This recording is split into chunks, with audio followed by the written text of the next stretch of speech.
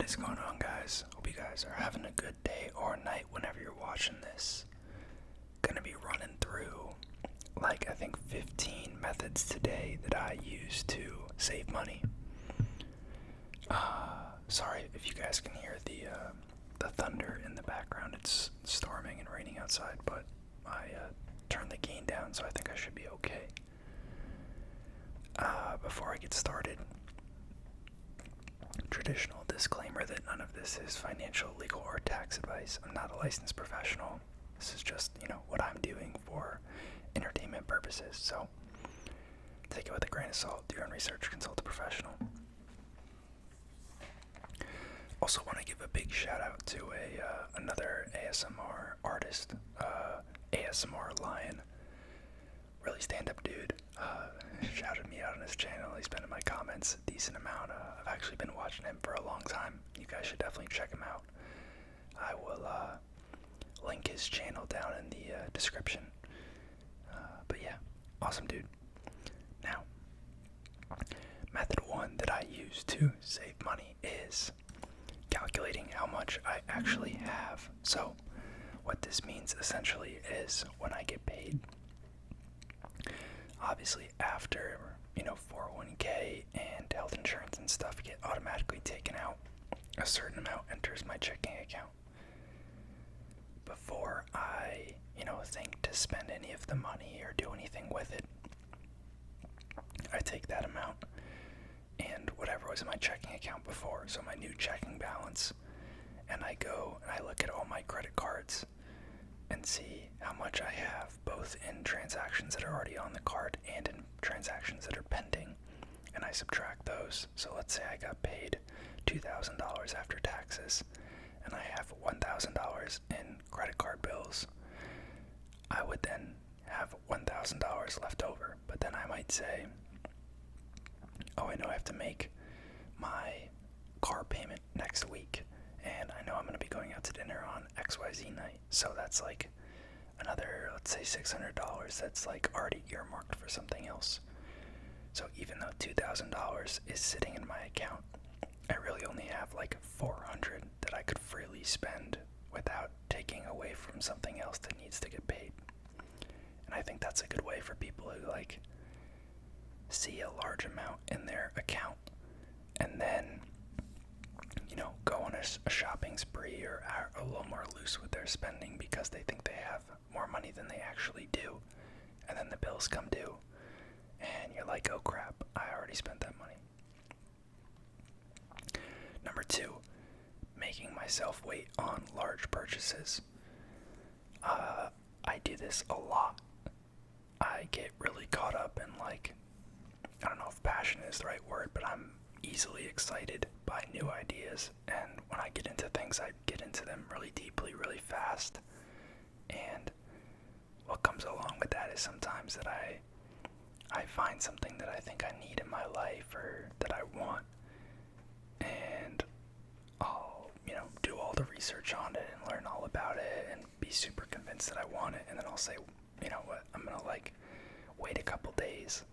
I don't need this second, and I'll see how I feel in a couple days. And I can't tell you how many times a couple days later, a week later, I'm either yeah, I don't really need that. I can make do without that. Or maybe I say, I'll wait until so-and-so, is no longer works and I need a new one. Most recent example was my AirPods are messed up, and my right AirPod only lasts an hour and a half, maybe, listening to music. And it's been bothering me a little bit, but it really hasn't been a huge nuisance. And, I was convinced that I just needed to buy a new pair, which I could, it's a reasonable decision, but after a day or two of waiting on it, I was like, I don't really care that much, rather have the $150 for now. They'll die eventually in, 6 to 8 months, and then I'll buy them then. So, that is a strategy that I use a lot. Now, this one is not as pressing for me, but I wanted to include it because I think it's something that is good to think about. interest rate products, especially things that younger people encounter, can often have pretty high interest rates, whether it's credit cards, student loans, auto loans, things like that. And if you have some of this debt, this is not advice, but if I had high interest debt, let's say I had a student loan balance, a loan that's at a 5% interest rate, and a loan that's at a maybe 9.75 or 10% interest rate because it's variable and rates are high right now, I would prioritize paying that high 9.7 or 10% interest rate loan down over saving money in traditional investments, aside from maybe getting my employer match. And that's because that is a guaranteed 9.75 or 10% return on your money, which will end up saving you more money than you actually investing other money, most likely because the market average is 7 to 10% a year. You're getting a guaranteed return at the top end. You'll probably end up saving / making more money in the long run. Method 4, using work, student, or credit card portals for discounts for things. So, this big one on social media and TikTok and stuff that I see is, all these credit card churning and credit card portals and travel portals and stuff. There is a lot of truth to that. Capital One, for instance, who I have a couple cards with. I'm a big fan of them. I have a portal on there that I can go and either see vendors that give higher cash back, or they have special access to some entertainment events and whatnot. I don't go on there looking for places to spend money, but if I'm about to make a purchase, I will then go to Capital One and check and say, should I access the website through Capital One so that I get the higher cashback? Or with the work or student portals, my work has a similar portal where there's some discounts on some things. I ended up getting a slight discount on my insurance through them and student stuff. I mean, everyone does this. Apple and Spotify have student discounts. Even Apple, buying a Mac, they have an education store. Most companies have some sort of student product, and if you are eligible, or you maybe can use the account with someone who's eligible, that can save you some serious money. I keep my electronics for a long time. Now, I think the easiest example of this is people who upgrade their phones every year or every 2 years. Most of the time, it does not make sense financially to upgrade that quickly. Now, if your phone is broken, or it's not working as well as you think it should, or it's not doing something that you wanted it to, or you're missing features that you really need, obviously, upgrade, do whatever. But if it's, just for a luxury, or some kind of nifty, cool feature that you may use a little bit, but you don't really need, I think that waiting at least 3 years, personally, is the best course of action. That's what I've done for the past 3 upgrade cycles. I think it makes the most sense. 3 is kind of where my phone's battery starts to, really be starting to hurt. Not badly, but enough that it's noticeable. And, maybe it's starting to slow down a little bit, but you can still typically get a little bit of coin for them if you take care of them. Trade it in, get the new one, and you save yourself a year's worth of phone payments or, whatever. Because that is the other big thing, is that a lot of these cell providers say oh yeah, no cost for you to upgrade today, but then they'll tack on extra money to your monthly bill. So you gotta watch out for that kind of stuff. Method 6, limit luxury items. I don't buy anything designer. I don't think that there's anything wrong with those items, but I think until you get to a place where you're very financially comfortable, I don't think you should be necessarily dropping large amounts of money on those things. if there's this one like bag that you've been eyeing for like a year and you like have saved up the money and it's like a one-time thing, like I don't really care about that, but it's like making it part of your routine purchasing habits, I think can really degrade the amount that you're able to save. And kind of with that, in kind of a happy medium, I think, is buying like timeless or quality clothes. So, like for work, I work in an office environment. I spent some decent money like on some nice dress pants.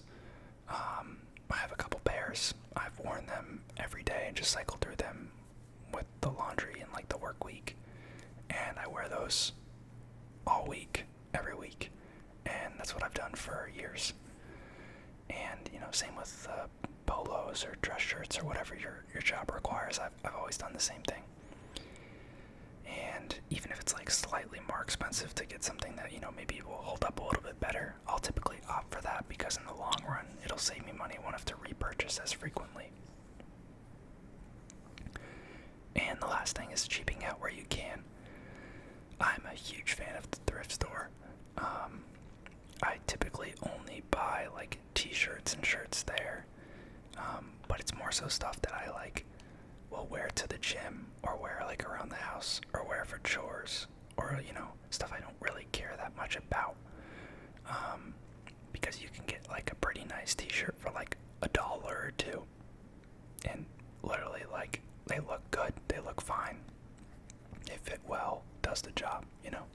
No reason to spend like $30 or $40 on like a Nike shirt if you can get a $1 or $2 shirt that lasts just as long and does the same job, in my opinion.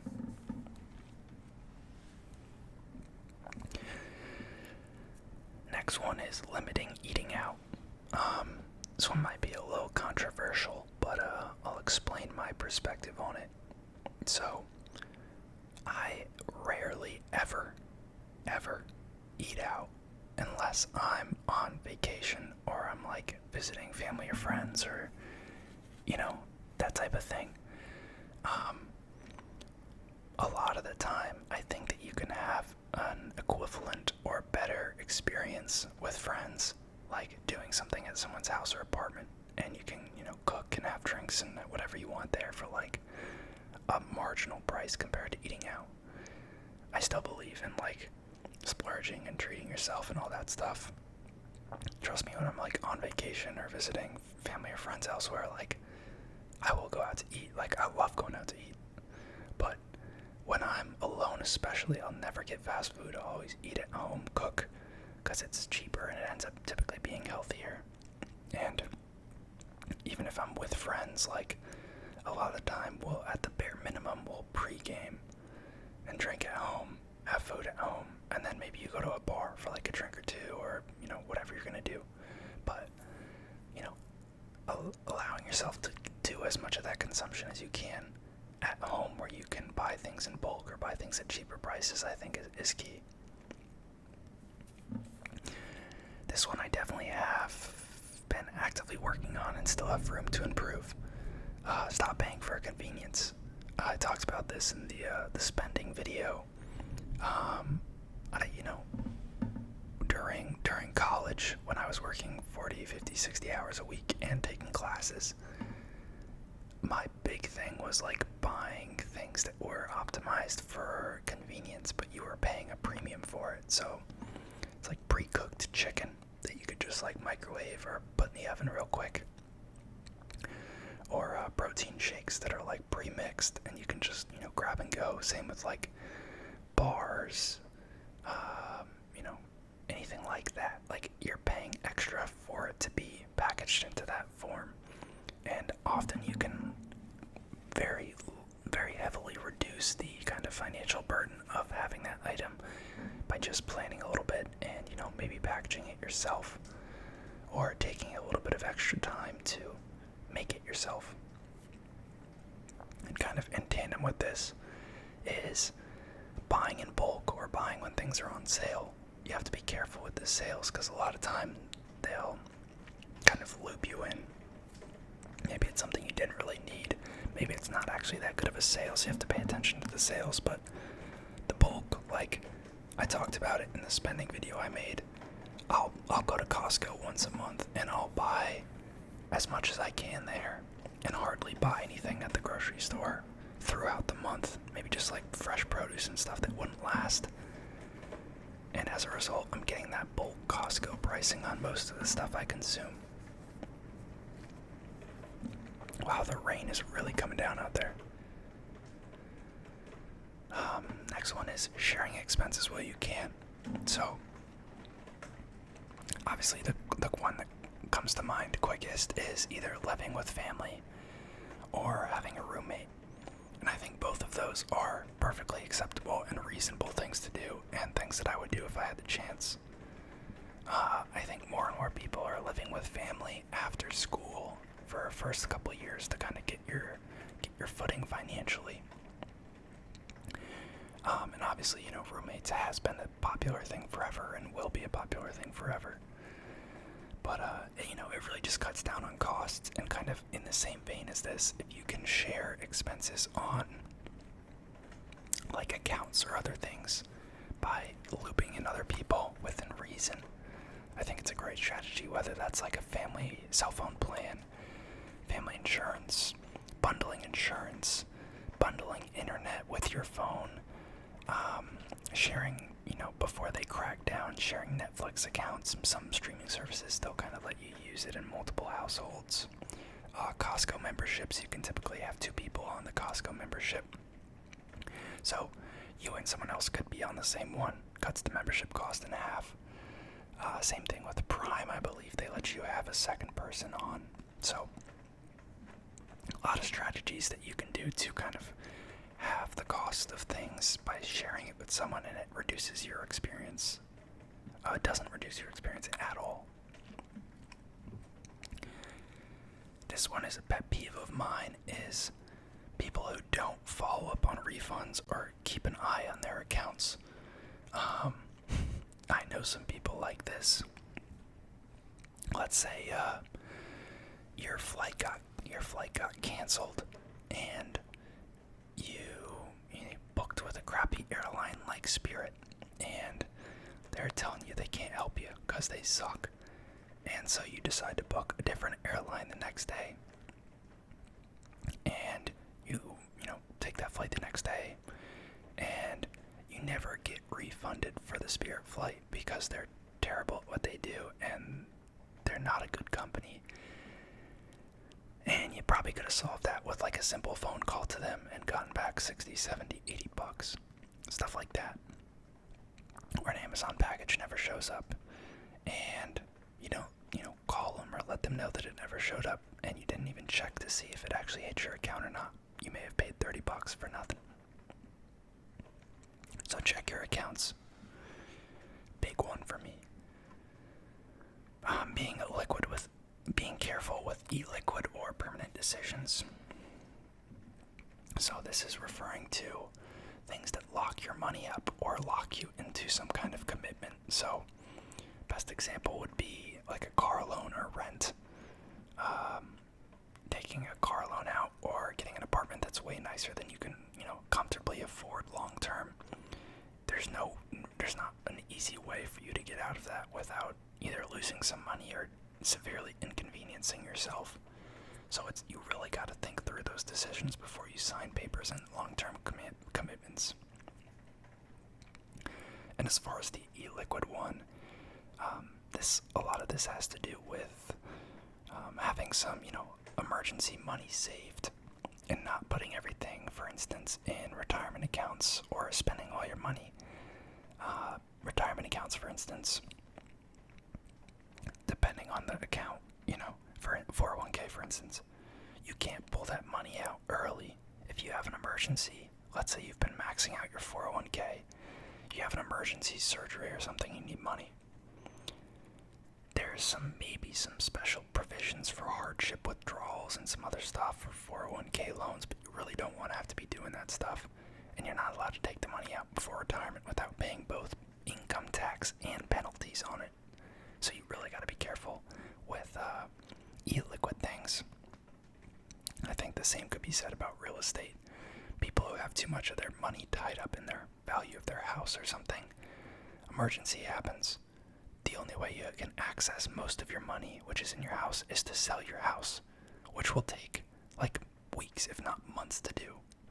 You need quick, accessible capital. Next one is doing your research on things to find hidden costs before you buy them. Easiest example of this is like a house or a car. You may look at, buying a house, let's say for $400,000. You go into one of those calculators online, you punch in your info, maybe you're pre-approved. My mortgage would be $2,200 a month. I could afford that.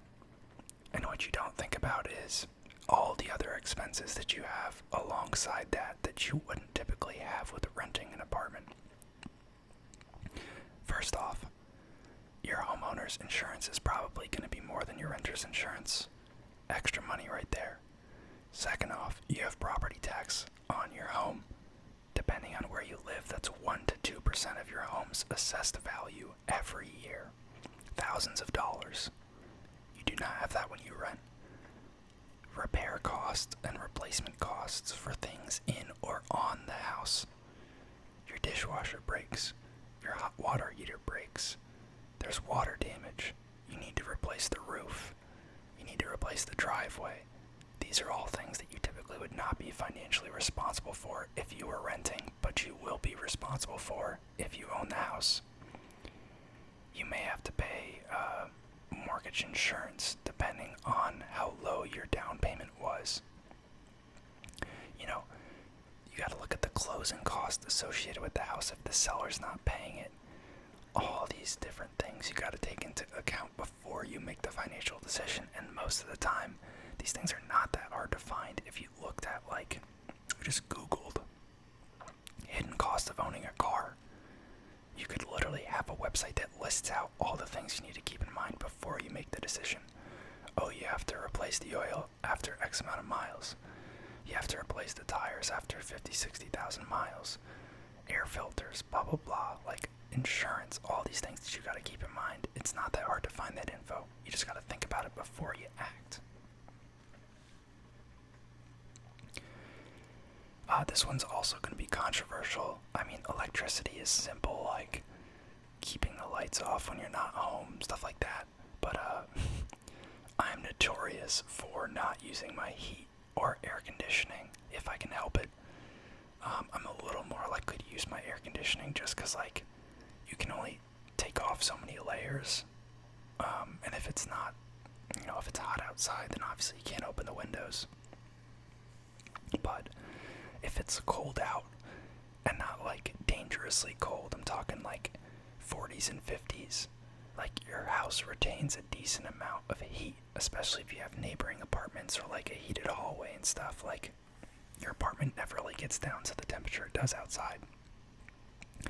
And I am more than happy to save $20, $30, $40, $50 a month on heat or AC, by just wearing extra layers around the house. I cannot tell you how much I've seen my bills vary, because sometimes I'll have other people staying with me, and they're for better or lack of a better term, they're wimps, and won't let me do what I usually do, and my bill for that month is usually significantly higher. It goes from $70 or $80 a month to $100, $110, $120 for the month. Next one is managing lifestyle creep.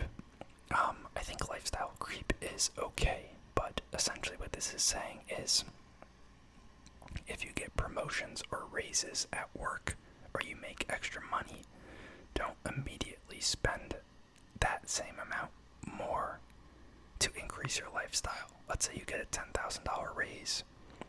After taxes, that's a $7,500 raise. Maybe you spend $2,500 more a year, a couple $100 a month more.